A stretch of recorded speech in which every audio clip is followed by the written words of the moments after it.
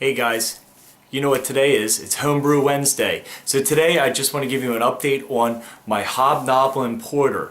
This batch cost me about $29, so I wanted to start telling you about how much I'm spending on each batch.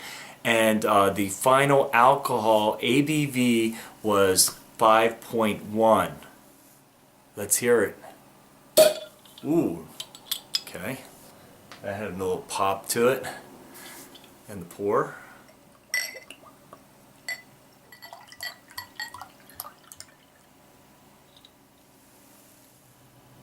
Alright, let's go into the appearance. Now as you can see, I didn't have any kind of head on this. Again, I was using a keg that I have that's a little broken. I thought I carbonated this pretty well, but I guess I didn't. I tried to carbonate it and then bottle it. So out of the keg, if I carbonate and shake it about, I'm getting about one finger of head out of my keg. So obviously this bottle didn't turn out too well. Color is a really dark, I mean you can't see through that at all. It really looks almost like a stout. Alright, let's get a nose on this one.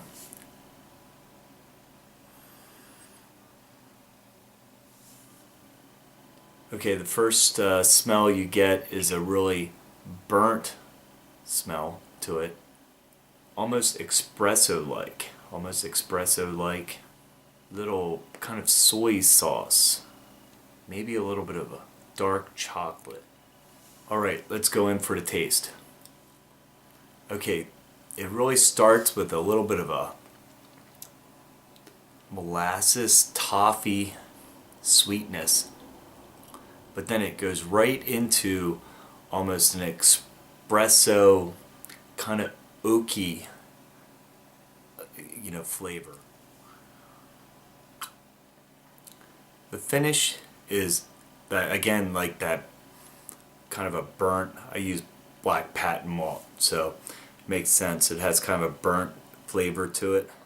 After the finish of the burnt flavor, you also get a little bit of a dark chocolate, kind of like, the aftertaste you get from a dark chocolate. That's kind of like the aftertaste you're getting. So you get a little bit of almost a lemon kind of tartness at the end. Kind of like wants to make you pucker your lips a little bit.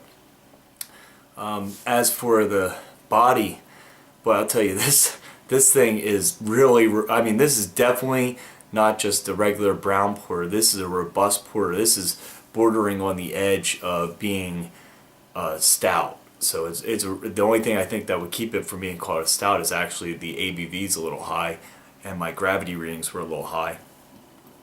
But it is getting really close to being a stout. Carbonation, the fact that it doesn't have a whole lot of carbonation doesn't bother me. I'll say the carbonation on this is weak. The body it's a strong body. It's got a pretty strong heavy body to it.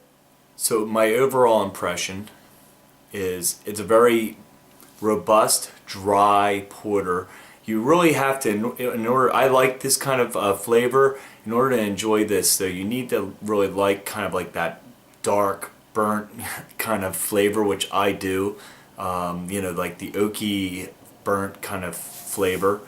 But one thing that it is missing is, I cannot, the burnt flavor overpowers any kind of hop characteristics you might get in this porter. So I would say that, if I did this again, I might add another ounce even of hops to the finish, just so that you can actually taste them, because there's no hop flavor. But overall, it's a really good porter. It's just really strong. If you don't like that strong burnt flavor, I would say I would maybe use some chocolate, more chocolate malt instead of the black patent, and see how it goes.